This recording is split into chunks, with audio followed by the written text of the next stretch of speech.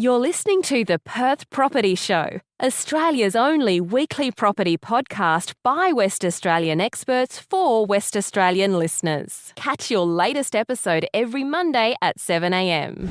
Good morning, everyone. Welcome to the Perth Property Show. My name's Trent Fleskins, your host. As always, we have my favourite guest in the studio. It's Brendon Ptolomey from Heron Todd White to chat about the broader market. It's one of those times in Perth where we're just getting out of the wet, dark days that we all hate and struggle with compared to most parts of the world. And we're into spring selling season. And what better way to chat about the opportunities and also reflect on what's been going on the last few months than to have Perth's best property commentator come and join me. So thanks very much for joining me, Brendo. Trent, thanks for having me in. Really appreciate it. I don't really know where to start because it's been a little bit of a strange, manic market in the last 4 or 5 months since we last chatted. On one side of the equation, we've had sustained boom level supply pressure being extremely tight. And again, since we chatted in about March, April, I think it was, we've also had demand sustain at around 900 transactions a week, every single week. However, what we haven't seen compared to January to March timeframe, where there was a massive step change in prices, massive boom on pressure on offer and acceptances, is we haven't seen the 1,000 people a week coming in internationally putting that extra pressure on prices. So what we've seen is really, of the 15% of growth in the last 12 months, nearly all of it was up till April, and then it sort of sat there. And I like to call it the eye of the storm. We had the first rung there of craziness, so where all the indicators were off the Richter scale. It was all happening. You can see it. Very dangerous market to be a part of. And then it's gone quiet. Yeah. On the back end of having lockdowns and COVID scares and those kinds of things, remember our last lockdown was around about the first weekend in July. Mm-hmm. So that would have scared our market. But we have ended up in a period where there's subdued activity. And it's really difficult at the moment to determine whether that subdued activity is because of the lack of supply, or I think there's probably a big factor here in that people saw prices rise really quickly. That surprised the hell out of a lot of people. And the people that were shopping in certain suburbs suddenly realised that they either couldn't afford that suburb or it got out of control really quickly, and so they walked away. And so I think what we've done over winter is hit a reset period where people have stood back and said, oh, hang on, I'll just see whether this market calms down. Often human nature says, I'm a bit smarter than the average person, so I think this will go back again. It went up so quickly, it'll go back again. And I think our message to everyone listening today is don't be waiting for it to go back again, because it's not going back down. Yeah, I agree. And there's a few reasons why we can explain what's happened in the last few months, but also what we expect to happen in the next few months. Firstly, again, I'll reiterate, every single supply side indicator demonstrates we are still in a tornado. We are still in a boom like we've never actually seen before. They're tighter than they were in the boom we call the boom 10 years ago, right? Which is scary. And we're just like in the Wizard of Oz right now, where Dorothy steps out and goes, oh, it's the eye of the storm. We're all quiet here. It's all finished. It hasn't finished. The wind vane is still going nuts. It's still crazy out there. The witch is out on her chair screaming around in the wind somewhere, but we can still walk outside and it's a little bit eerie. All the indicators still demonstrate massive boom, and the only thing that's come off is that extra pressure on demand, despite the fact that demand levels on a transaction per week side have not changed since the massive price growth in January to March. So it says to me that the scariest time of a tornado is actually the back end of it. That's when the real mayhem is, and we're at the second those borders open up, that's when we'll see those pressures come again. So my message to everyone is, if you were thinking about buying, you've had some non-buyer's remorse of going, oh man, it was 150 grand cheaper a year ago. I can't deal with this. I can't accept this. I'm not going to buy. I'm going to wait for it to go down. It ain't going down. Buy now, because you will regret it if you wait until the borders open up again. Yeah. And so if we link that into the supply side of the argument, statistically, there's only 8,500 properties on the market. And what I'm trying to do here is paint a picture for those people that are out there looking. If you're waiting for the perfect property to present itself now, you're on the wrong track, because there's only 8,500 properties. That includes land, established dwellings or single residential housing, and apartments. Now, out of those 8,500, and these are REWA type numbers, you know, if you go to realestate.com, it probably looks a bit higher, which is great. But in terms of the average availability out there, out of 8,500 properties, 2,500 of those are pretty much apartments either in a metro or CBD. They're probably not all apartment products. Some of them are probably villas and those types of products that get classified that way. Not houses. So they're not single residential houses. Go to the other end of the scale and about between 1,500 and 2,000, probably in the middle there, is land.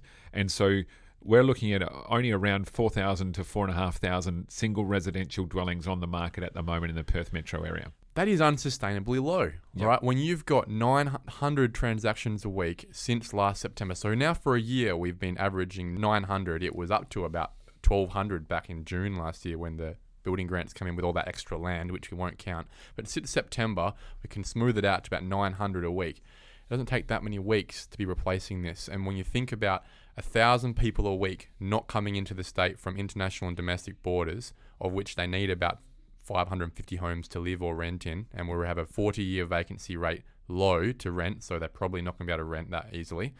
550 houses needing to be bought or rented against 900 transactions a week that currently aren't putting pressure on that. The second that goes on, that's a 50% pressure on top of the current. And that's what we saw in January to March. That's what happens when you put that on. Price growth like 15% in the space of 3 months. Yes.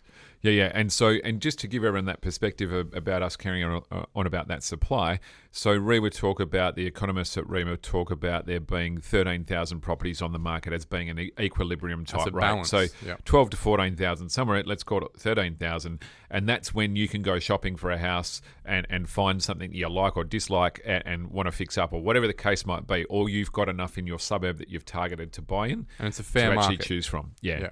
And it becomes a fair market where you're, as a buyer, in an equilibrium state to the seller. So you're both relatively desperate to get the transaction done and you can come to a decent number. So just if you're out there going to look for a property, or if you're sitting on your hands waiting for things to loosen up or prices to go back down, the message is we're in a lull, and I'd get out there really quickly at the start of this spring period and have a look around if you're motivated and you've got approved money to buy. It's an opportunity. It is, yeah. It's that second opportunity, I guess. The real opportunity were those who picked up and had a couple of kahunas a year and a half ago, whilst COVID was happening, or just before COVID, before you even started to see any real strong indicators in Perth that most people would have been on a consensus with.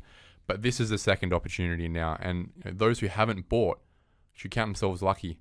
Because the only reason that we have an artificial stymieing of demand is because of those borders. Yeah, we have had some population growth. I think the year-to-date March quarter showed about 1,600 or 1,700 people coming in. They're quite positive numbers given that the borders are closed. But perspective on this is that at the same time, where Western Australia had a total number of people coming into the state of about 2,000 to 3,000 people, at that same time, Queensland had 12,000 people migrate from New South Wales and Victoria to the north and move into Queensland. So I know we like to sit back and say, we're a destination place for people to come and work and live, and our lifestyle opportunity is really good. The fact is when they think about moving on from the East Coast, they don't leave the East Coast, they move north. So they're looking for sunshine and better lifestyle in Queensland, and obviously it's a big state with lots of opportunities for everyone as well. The key, I think, here is hopefully for government and large corporations to get on the front foot and be out there enticing people to cross the border and come across the Nullarbor, or indeed from overseas. We need Chamber of Commerce and Industry are saying 30 to 40,000 workers in our marketplace, and my barometer at the moment is unskilled labour. It is run dry. So we're talking to people that cleaners is a really good one. People that have cleaning businesses cannot get staff for love or money because they've got other job opportunities where they can earn more. And so that means we're pretty much at 100% employment. We are, and I could, not only the construction industry that affects us directly in property, but across every other professional industry, it is really tight. We're essentially cannibalizing each other's industries, poaching people off each other. That's even down to the legal fraternity, for example. What happens then? Wage growth. Yeah, absolutely. And what happens when we have wage growth? Well, that's the other side of demand, not just population in terms of the amount of people, but the amount that people can spend, right? Yep. And whilst interest rates continue to stay low for the next few years, that will be a constant, and a constant at a really tight level.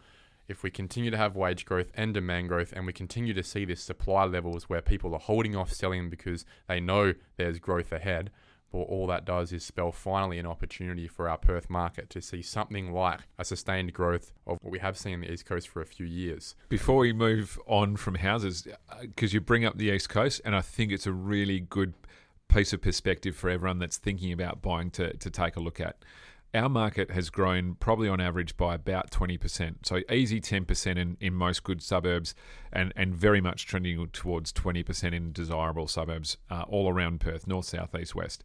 So in that same period of time, Sydney market has grown 30-odd%. We're talking multi-million-dollar properties going up as right down to their bottom end of the market range. So they've had exponential growth while we've had okay growth. Isn't that strange? Yeah, it is really strange. When they're coming off already prices that people were saying were massive bubbles that were ready to pop. Yep. And they've had lockdowns. Yep. Does that say more about their market or about our market? Part of it is that we've been shunned by the East Coast. So there's a whole buyer sector, as in investors from the East Coast who aren't interested in WA at this point in time. So again, the kind of beat the rush messages there, because when the music stops or we get through into the other side of the tornado, the East Coast guys who've got a whole lot of equity and cheap money to borrow from the banks are going to come looking for another place to buy. That's going to be WA. We're going to be still one of the most affordable capital cities in Australia. We're only still running neck and neck with South Australia, or Adelaide, at this point in time. Hobart, I think, is still beating us. It's slightly embarrassing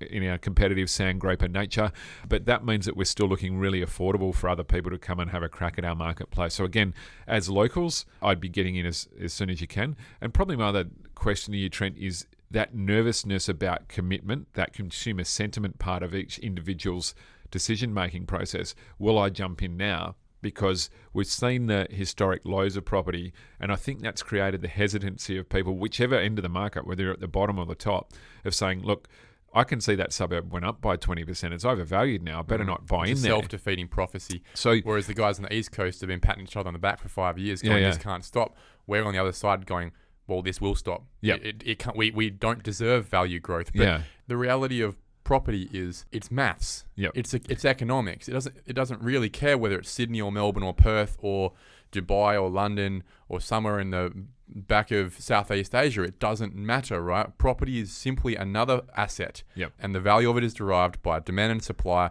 and the replacement value of that asset, right? Yep. Do you want to segue into the replacement value of assets and talk about where build prices have gone recently? Yeah, let's do that while we're still looking at single resi. Yeah. I'll quote your stat that you gave me the other day, 40% increase in construction costs in the last 2 years. So that's amazing. What was $200,000 is now about $270. Yep. 280, something like that. What was 500 is 700. What was 600 is 800 and something. Yep. It is just ridiculous. Yeah, it's quite amazing. When it comes to putting a developer's hat on, it tells a really strong story about where supply is going to continue to go. Because for a developer to add supply to the market, which the market needs, a developer needs to be able to demonstrate profit. Yep. If a developer can't demonstrate profit because the tradies have just sucked all that profit out of it based on the price they bought the land for and the price they can sell the units for at the end, they won't add the supply. They'll sit on it. They'll sell it back to the market. And therefore, when supply isn't increased, prices have to go up. That's the replacement value of the properties. What eventually happens is it does work out, and eventually developers see arbitrage again, they see profit again, and they do end up adding supply, but not until prices go up. Prices are forced to go up as long as there is sustained demand. Yeah, so the developer still needs to make that margin to be committed to the project. And there's a whole lot of structural issues with our system in terms of making it difficult for developers to actually produce product.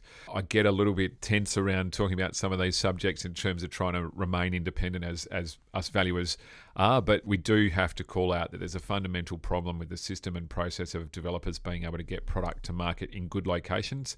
And unfortunately, we have a situation where people that live in good locations in Perth Metro, doesn't matter again whether it's north, south, east or west, that they don't want density brought to their existing suburbs. And I think it's really important that we stand back from that as a city and actually understand that that's where we need to move here to create supply, and that we need to be able to free up some of that red tape so that developers can bring that supply to the marketplace. Give everyone an opportunity to live in a great location. Exactly right. You can't fix the supply problem by adding another house and land suburb on the fringes, because you can't force people to live 40 k's from the city. They won't do it. They'll continue to just push prices up in the inner suburbs. And this is where I'm seeing a massive opportunity for everyone listening, is that whilst we have seen a big amount of supply in the last year push through onto the fringes, nearly none of that has gone into the inner city suburbs, and most of the demand stays within the inner city suburbs. It's becoming really chronic, the undersupply in that area, and there's only one way prices can go as long as people can afford it.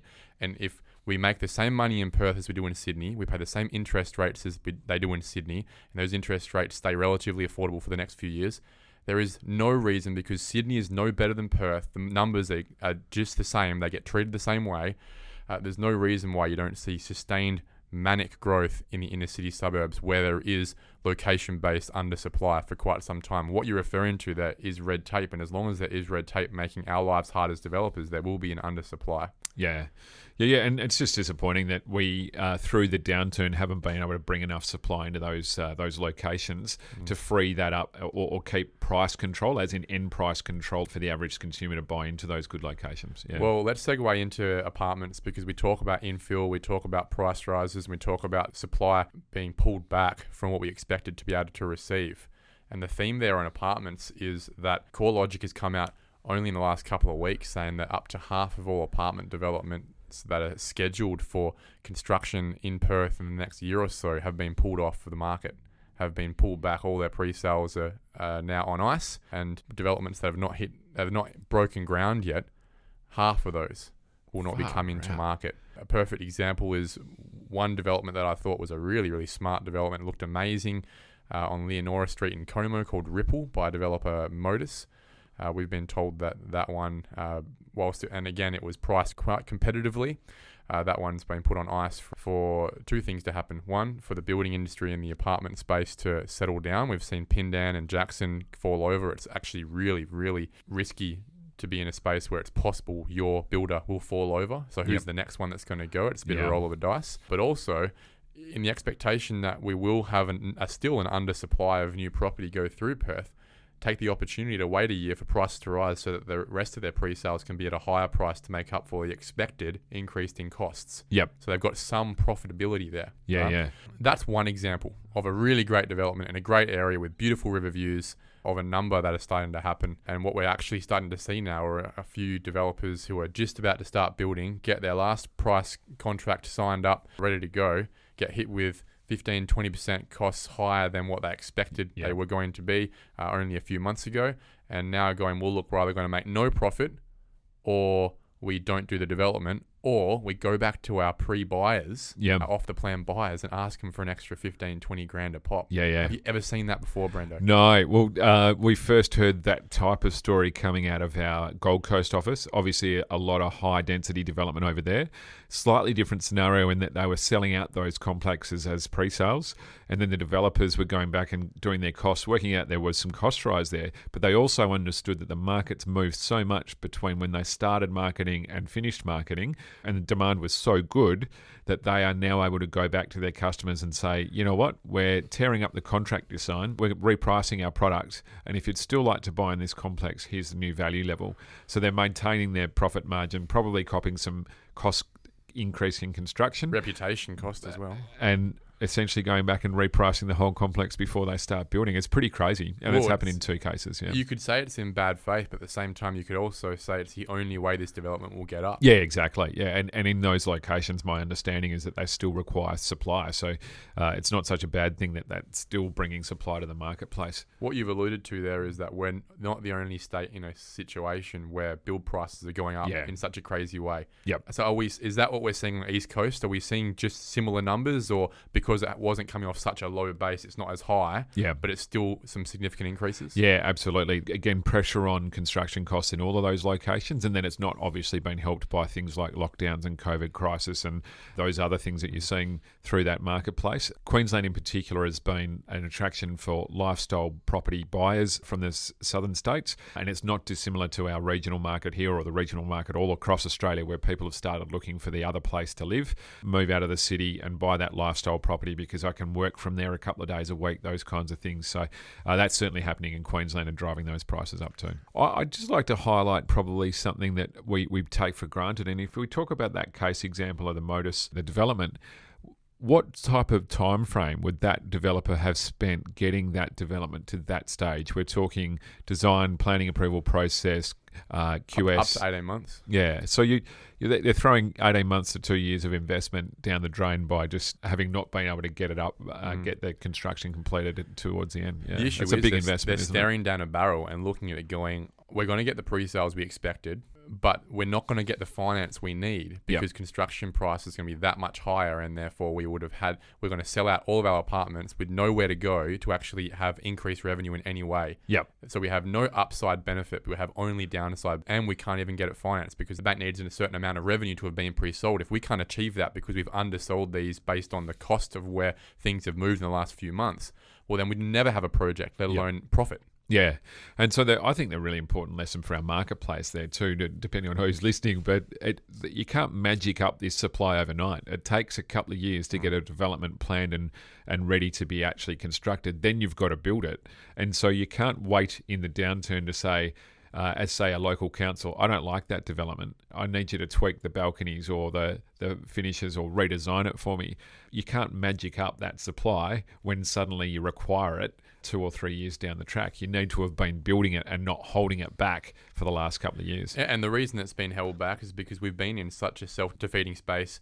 Investors have lost a lot of equity. Developers who have got the multi-millions of dollars have lost a lot of cash flow. They haven't been making the profit on the projects that they started in 2015. Yep. So they've lost a lot of that cash flow ready to move again on the next project. And the demand wasn't there for pre-sales on the projects in the 2017, 2018 space, especially when you think about that foreign investor tax coming in only a couple of years ago. That really put a dampener on pre-sales as well.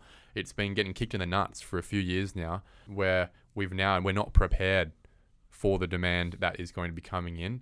But you could also say at the same time, there's still some level of reticence and hesitance by West Australians compared to the East Coast and the rest of and also around the world to buy off the plan too. Yeah, absolutely. Yeah, and that just to assist in making it harder to do that high density development throughout Perth Metro. Yeah. Let's look forward on the resi space in Perth. We've had a really good discussion looking back as to where we're at and why we are where we're at.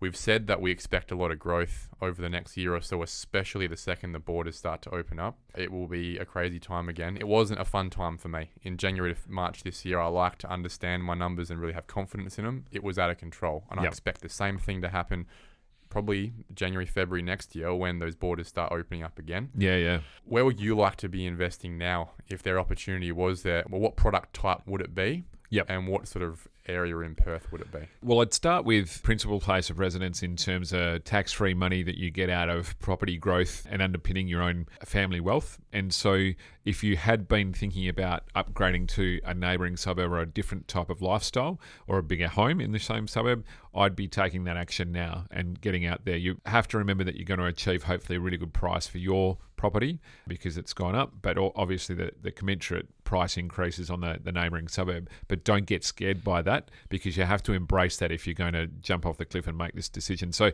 number one, I'm still fundamentally you're going to make tax-free money out of your principal place of residence. I still like that concept. Live in the best place that you can afford. From there, I'm still relatively conservative, Trent. I like that kind of low-risk, small development, in particular for first and second-time developers. Get into something that you can handle and is relatively straightforward in terms of you are taking on a large amount of decision making, and so the less decisions you can make through your first process, the better. So if it is a duplex block development with relatively straightforward process of retain and build, then I'd get in there.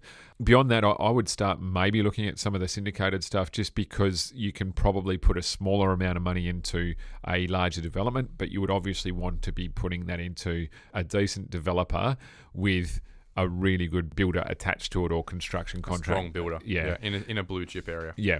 And so when we're talking about that, we absolutely want to be in a blue chip location, near city, lifestyle opportunities outside the front door of the complex. Yeah. A lot of people will come back with a question that follows up that answer of yours, being, well, look, build costs have gone crazy. We're sort of taking a bit of a punt that the sales revenues will catch up over the time of the construction, and construction will take longer than we expect. What about just selling land, cutting up a corner block? What's the data there on how land has been going since all those build cost increases have come in? Has it had a negative pressure on land value because of the rise in build costs, or are things just ticking along with the demand in the market? Yeah, well, we have seen in first home buyer suburbs the land tick along relatively nicely. I would think the developers would be relatively happy with the price increases that they got through that period, in particular coming off a really low base and selling out all of their excess stock and all of their asterisked blocks, the ones that have issues with them. They've now got a clean slate to develop further, and they have the tractors turned on and are churning out more supply, so that would suggest that they're pretty happy with that pricing.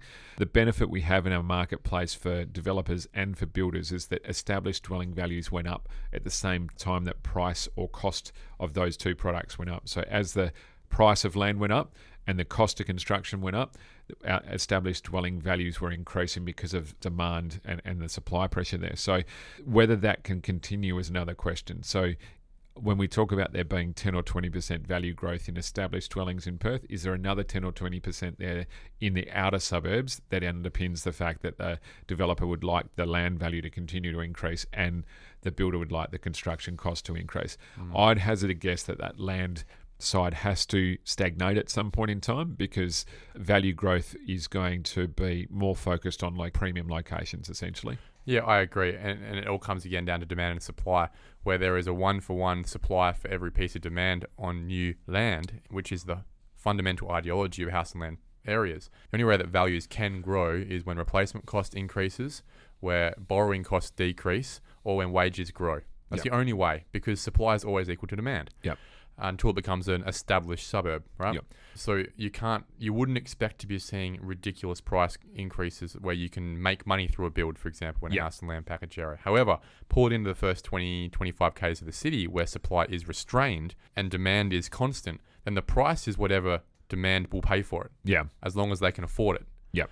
Right? So it's about understanding whether there is a positive or negative arbitrage on building, and if you're going to lose money by building, then sell the land. And what you're saying is, well, there is still sustained demand, especially maybe not the levels of 9 months ago, but certainly a lot better than there were a year and a half ago. Yeah. So in good locations near city, so talk within that 15 or 20k ring of Perth CBD, most of that land that was being cut up that is usable and you can put a standard kind of single or two-story dwelling on it, the established dwellings in those locations have taken off in terms of value. So has the land value, and construction costs are just still in that zone where if you buy that block of land and build a house that is similar to everything else around it, a feasible house on that lot, then you end up at a value that's pretty much similar to established dwellings in those locations. What people need to be careful of there is to continue to do your feasibility on that. If you're jumping in there to buy a development site in those locations, well and good, you're going to pay probably handsome money for it, but you just need to be careful that the end product you're getting to, not just the land, but even if you are intending on selling the land, you need to make sure that the person buying that land can feasibly build a house on there for a cost of land plus construction cost that equals something that's within the established dwelling values within that locality. So that's a good feasibility for people to do. I'm struggling with that because I don't see it often adding up. Yep. But that is generally not the financial decision that owner-occupiers are making. You're advising they should, but they're just not. A great example, just generally, a couple of years ago, the carrot to selling to a developer, like myself, for example, would have been, look, I can pay a bit more than the owner-occupier will want to. Yep. Right? And that's what the selling agent will be telling the seller off market. Look, this guy can pay a bit more. He's a developer. Yep. Things have changed. In the last 6-7 months, it's become very obvious that the owner-occupier is willing to pay way more than what we could ever pay as a developer right now. And that's clearly not based on any financial analysis at all, but simply FOMO and demand and supply of somewhere for them to live in absence of any other properties around or any rentals around. Yeah, absolutely. And cheap money. That's the other really big factor there. One of the strangest experiences I ever had buying my first home is you're waiting for someone to tell you that you can't afford it. But when you go to the bank, they just tell you that you're okay. And you then go shopping at the value level that you think is okay. You're making all those kind of big boy or big girl decisions by yourself without the bank saying, no, you can't actually afford any of that. You've got to work all those things out yourself. And so I would encourage people just to make sure that they are doing their cash flows on what their repayments are. Don't do them on the current interest rate that you're paying. Do them on interest rates that are higher. The bank will be doing that in the background, but they don't really talk to you about the way they model that to make sure that you within yourself are making those affordability decisions. So yeah, don't be paying too much or over the odds for something that might not be sustainable into the future. And that's going to be the hard thing for people who have been looking for the last year and a half, because in their mind, everything's over the odds right now. Yep. But what we're saying is that, yes, it is over the odds compared to a year and a half ago, but compared to where things are moving, this is the best chance you're going to get. So you either get in or just be okay with the fact that you're not in. Yeah. You'll probably miss the whole next cycle. Yeah, and then if you're going to do that, start reading the press from Sydney and Melbourne about affordability, because they're now starting to have a conversation about the fact that there's a generation of people that can't afford to buy a house. We're a long, long way away from having that conversation. We're super affordable for most people still in WA and in Perth in particular. And so then I'd get back to that argument about you've actually just got to take that big, deep breath and dive into the market if you want to be in there longer term. I think the best way to explain that is the affordability index, what people are spending as a percentage of their income on their housing. Now, if we all agree that Sydney has become unaffordable for a generation, the number that you look at there is they're spending about 45% of their income on their housing, their mortgage. In Perth, we're the second most affordable. We spend about 23, 24%. Yep. And our incomes are pretty much the same. We make a little bit more, ironically, than Sydney people do. So if you look at that index on its own about whether a market has reached a cap, not based on any other factor of demand and supply or anything like that, but just based on affordability, that will be the one. The second we start getting in Perth into the 40s on our percentage, which it did get to before back in the boom, then you start going, no one could afford to pay more than this, therefore the inherent value can't get much higher, and there's only downside risk. Yeah. So there's a long way to go between that. Yeah, and the other thing that I was just looking through some suburb statistics in terms of growth, and we're talking REWA, average median house price growth in some suburbs, but what it showed me was we need to be really careful about what those base prices were, because some of those base prices are probably the cheapest that suburb will ever be. And it's really easy to pick on the western suburbs, but a reasonably sized block of land through Dalkeith, Nedlands, Cottesloe was $1.5 million. That is now worth $2 to $2.5 million. So I'd argue that it's not going to be $1.5 million ever again. Yeah. Brendon Ptolomey from Herod Tom White, thanks so much for coming in, mate. This has been a really good chat. It's probably my favourite one, actually, because we're really starting to get down into the detail of that higher level conversation on why things are happening. Yep. So I hope everyone's following along with this, understanding it, and everyone's looking forward to the next time we catch up about the Perth area. Yeah, thanks, Trent. And I really hope that we've given some people information that they can use to go and make some decisions. Thank you for listening to another episode of the Perth Property Show. If you've only just joined the conversation, you can catch up by heading over to our website, perthpropertyshow.com.au, subscribing to the podcast, or joining our Facebook page. Don't forget to tune in next Monday at 7 a.m. for more expert insights, local analysis, and suburb spotlights. Happy hunting!